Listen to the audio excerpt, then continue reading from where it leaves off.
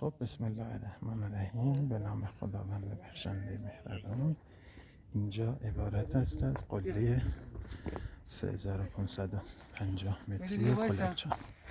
برای اینکه بیایید به قله 3550 متری کلکچال ابتدا باید ساعت 3:30 صبح بیایید به سمت خدمت شما عرض شود که بیایید پارک جمشیدیه. از پارک جمشیدیه ساعت 5:47 برسید به سمت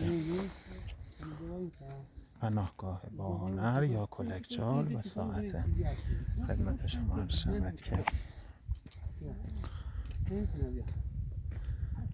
10 صبح برسید به قله 3550 متری کلکچال. امروز جمعه 2 آذر، اینم کودم آورده. امروز جمعه، هوا اینجا برفیه. 2 آذر ماه 1403. گروه کوهنوردی وحید جان، قله کلکچال.